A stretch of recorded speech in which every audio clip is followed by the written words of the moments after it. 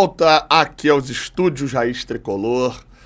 E eu falei, né, a próxima vez que eu falasse aqui diretamente desse estúdio, eu queria estar fora da Série B e graças a Deus estamos, mas isso já é passado, a gente tem que falar agora de mercado, montagem do time pro ano que vem. Eu abro esse vídeo aqui, eu, Gabriel Amaral, se você não me conhece, tem minhas redes sociais aqui para você me conhecer um pouquinho melhor. Tem o Raiz Tricolor, meu canal aqui no YouTube, esse canal que você está assistindo. Se você não é inscrito, se inscreve aqui embaixo. Tudo sobre o Fluminense, eu sou jornalista e sou tricolor. Eu abro esse vídeo aqui falando só até agora um panorama geral de mercado do Fluminense, tá? Nada vai ser decidido antes que o Mano Menezes defina se fica no Fluminense ou não, né? No caso, ele e o Fluminense. Há previsão dessa reunião agora ainda durante essa semana. A gente já viu alguns nomes e eu tô fazendo esse movimento dessa vez, tá? Anotar todos os nomes que forem especulados com mínimo de fundamento, tá? No Fluminense. Então, a gente tem, até agora, o Wesley Garcia, lá do Paysandu, o atacante venezuelano do Paysandu, que deve até ficar no Paysandu, né? Tá lá uma questão de renovação e tal.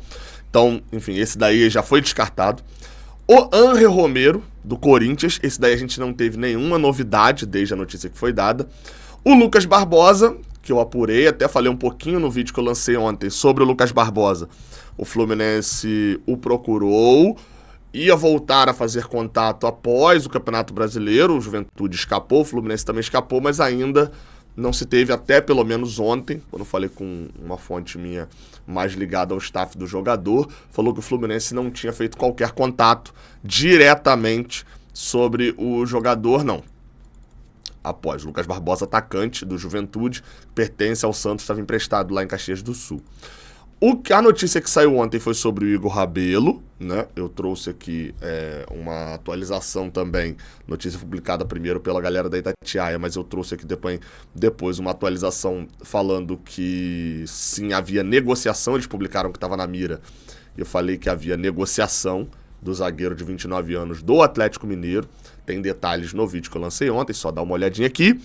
E um outro nome que acaba de surgir é o nome de Arthur, jogador do Houston Dynamo, que é volante para substituir o Martinelli.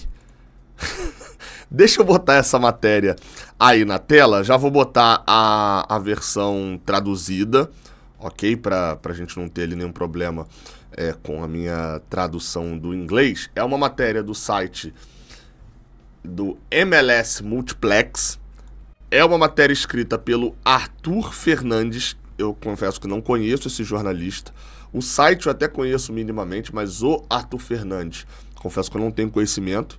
Então eu não posso dar ali, igual faço com alguns jornalistas. Mas vamos lá.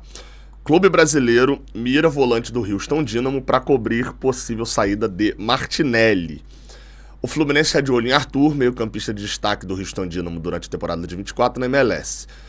34 partidas neste ano, o brasileiro tem chamado a atenção não apenas por sua consistência, mas pelo seu motor implacável no meio de campo, sempre em movimento. Lembrando que está traduzida pelo Google Tradutor, né? Então, pelo seu dinamismo, pela sua motor ali, remete a isso. Arthur começou no São Paulo, mas vamos caçar a notícia. Ele está descrevendo o Arthur, tem 28 anos, do Houston Dynamo. Por outro lado, as coisas no Fluminense são um pouco arriscadas. Martinelli, um titular certeiro, né? Parece estar saindo. Eu vou ser sincero, o Martinelli, a gente que cobre o Fluminense, eu não ouvi nada sobre o Martinelli sair. O Martinelli é um jogador muito criticado pela torcida, mas que não... O Martinelli já teve uma proposta boa para vender lá atrás, que se tivesse vendido iam reclamar do valor, mas o valor que hoje em dia não reclamaria, que foi de 6 milhões de euros, se eu não me engano. Aí agora para forçar a memória, mas acho que foi Fiorentina, se eu não me engano, que teve uma proposta para ele. Da Europa lá atrás, o Martinelli tem passaporte europeu, que facilita, ele pode jogar lá na Europa sem contar como um estrangeiro, né? Ele conta como um local. Mas assim, nessa janela ou por agora, o Martinelli... ele foi ficando um pouco mais velho e ele não se valorizou igual o André, não é jogador de seleção e tal. Então, assim, sendo bem sincero, tô sabendo de nada de saída de Martinelli não, tá? Só pra poder pontuar aqui essa informação aí não tem nada pra mim, não. Sobre saída, Martinelli parece estar de saída. A busca por Arthur é claramente uma tentativa de suavizar o golpe de perdê-lo. Arthur traz experiência, confiabilidade e aquela vantagem inteligente que você ganha jogando no Brasil e no exterior. E aí diz aqui que o Arthur é um jogador sólido, mas não há dúvidas sobre isso. Sejamos realistas. MLS e Brasileirão são duas esferas diferentes, né? Ah, tá. Fala que no ritmo no Brasil é mais pesado, não é a mesma coisa. O cara que vai bem na MLS não necessariamente vai bem no Brasil. Mas e notícia? Outro fator é o acordo, é o custo. Jogadores na MLS estão saindo, especialmente brasileiros, tendem a vir com preço alto a ir, né, pro Brasil. O Rio Grande não sabe o valor do Arthur para o seu time, então eles não vão deixá-lo embora por trocados. O Fluminense não está nadando em dinheiro. Cara, assim, lendo, eu já tinha lido por alto a notícia. Mas assim, parece uma análise da contratação do Arthur. Tá? Parece uma análise da contratação do Arthur. Só que não parece ter uma notícia da contratação do Arthur. Dito isso, o sucesso deste acordo depende de um monte de peças móveis. Taxa de transferência, o quão bem ele se adapta, se Martinelli fica ou vai, e a paciência dos fãs do Fluminense. Ou seja, cara, assim, não tem nada disso. Eu fui tentar apurar alguma coisa assim ainda. O que eu descobri até, isso foi mais fuxicando do que bastidores. O salário do Arthur hoje na MLS é de cerca de, porque tem a questão do dólar e tal, mas é ali de cerca de 400 mil reais por mês, né? Transformando ali pro Brasil. E não tem nada, cara. Assim, desculpa aí ao Arthur Fernandes, se tiver o que escreveu a notícia, mas você leu a notícia e não tem notícia. Tem uma análise de uma notícia que a gente não tem, assim. Então, vamos pra próxima. Essa sim acabou, tá? A passagem do John Kennedy pelo Fluminense está muito próximo de ser encerrada. O Vitor Lessa, essa semana, falou sobre esse assunto, deu uma informação falando que o John Kennedy era uma questão só de tempo ali para que a negociação fosse fechada com o Pachuca, do México. Ainda nessa terça-feira, talvez no máximo na quarta, o John Kennedy já estaria arrumando ao México. Aí eu tive que dar um pause aqui até para atualizar uma questão de uma informação.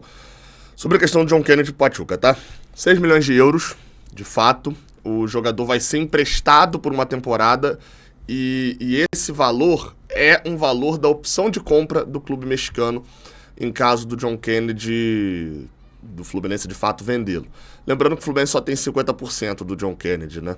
Ele tem 60%, mais 10% é aquela comissão do empresário, então 40% pertence a um clube bem pequeno, Social Futebol Clube, lá de Minas Gerais. E, enfim, no caso do John Kennedy, é uma situação que ele tá saindo porque ele tem que sair mesmo.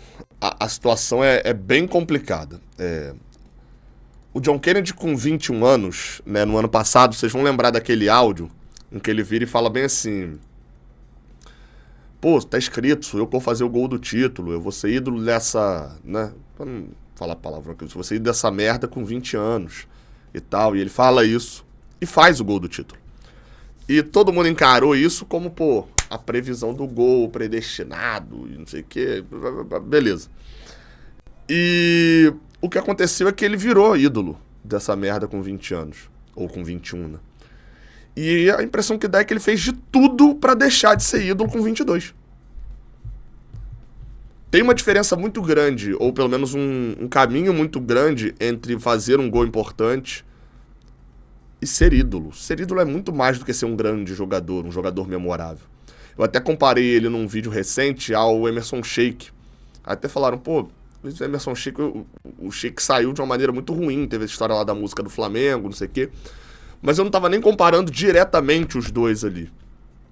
Eu tava comparando a questão de que os dois, a moral que se tem com a torcida, o carinho que se tem da torcida, é muito baseado pelo que fez só dentro de campo.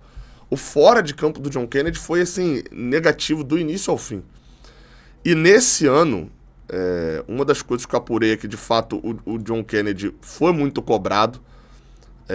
A gente até recebeu lá no Jornada uma imagem dele respondendo um torcedor, e eu até fui confirmar a veracidade de fato. Conseguimos, né, o contato, eu e o Cauã, com o torcedor que falou, e o torcedor provou pra gente, mostrou mesmo que o John Kennedy de fato respondeu. O torcedor reclamou ali, né, depois que o Fluminense ganhou da equipe do Palmeiras, ele foi lá xingar o John Kennedy no Instagram dele, falando: sai do Fluminense o mais rápido possível, você é um câncer. E aí o John Kennedy, na manhã da segunda-feira, respondeu escrito isso aqui: seu desejo é uma ordem. E assim, isso não quer dizer, Gabriel, isso aqui, o torcedor tá errado. Não vou entrar nem nesse mérito aqui não, né? Rede social hoje em dia, enfim. Mas o fato é, para um jogador tá destemperado no Instagram a ponto de ficar respondendo o torcedor crítica, que ele já tá num nível de insatisfação grande. Falei com algumas fontes ali que eu tenho, que conhecem mais o John Kennedy em si. E é uma parada que ele tá. Ele, na visão dele, ele não tem a moral que ele deveria ter com a torcida. A moral que por ele ter feito gol, por ele ser ídolo e etc. A torcida deveria dar uma moral maior pra ele. Mas assim, aí a minha análise agora, tá? Isso que eu falei, informação, agora tô trazendo a minha análise. Mas o John Kennedy tem 200 histórias mal contadas sobre o John Kennedy que a torcida faz questão de botar panos quentes em cima. Se a câmera vai pra arquibancada, você vai ver gente fazendo L, mas você vai ver gente fazendo assim também. O urso lá, a comemoração do John Kennedy. Um jornalista faz uma alegação sobre o John Kennedy, a torcida massacra o jornalista a ponto do cara, no programa seguinte, pedir desculpa. O John Kennedy, na véspera de um clássico, ele, com o Fluminense sem vencer clássico, no seu recorde na história sem vencer clássico, ele e mais 3, sendo ele o mais velho da galera, dentro do hotel do Fluminense organizam uma festinha com mulheres, no hotel em que o Fluminense estava concentrado, na noite, acordando vizinhos. O John Kennedy, no momento em que o Germancano, que era o titular absoluto, se lesiona, pede para não jogar porque ia tratar a lesão e etc., o John Kennedy tá com um peso que não condiz com a realidade de um jogador. Por quê? Porque o John Kennedy, enquanto estava suspenso, afastado por conta da festinha, estava em boate, o time viajou para o Paraguai para jogar e ele faltou treino no Rio de Janeiro. O ano inteiro o John Kennedy testou a paciência e o limite que a torcida do Fluminense iria. Chegou no limite. A torcida não tem mais paciência. O John Kennedy, todo o meteoro que ele fez em 2021 para poder se tornar, de fato, não só um jogador de xerém, mas se tornar um ídolo do Fluminense, ele conseguiu rasgar em 2020, em 2021 não, em 2023, né? Com 21 anos ele conseguiu fazer, ele rasgou tudo em 2024. Ele testou a paciência do torcedor até o limite e essa paciência esgotou, a ponto de talvez o nome que mais saltou aos olhos como financeiramente interessante na Libertadores do ano passado, a América do Sul toda falava do John Kennedy como uma joia, sai por um empréstimo grátis, que talvez renda alguns milhões numa venda se jogar bem por lá, e a torcida tá achando bom, e com justiça. O negócio não tá fechado ainda, uma outra fonte que eu falei também, próximo do John Kennedy, chegou e falou assim, cara, tá tudo acertado, ele viaja essa semana, só que é o John Kennedy, né? Pode não rolar. Ele é imprevisível. Então, vamos aguardar. Tá? John Kennedy vai Pachuca. O Pachuca que joga amanhã, né? Um Mundial com... É um Mundial, né? Intercontinental é o cacete. É o Mundial de clubes, né? No final do ano, contra o Botafogo. Inclusive, somos todos Pachuca, né? Tamo juntos, tá? Deixa o like aqui embaixo. Até a próxima. Valeu.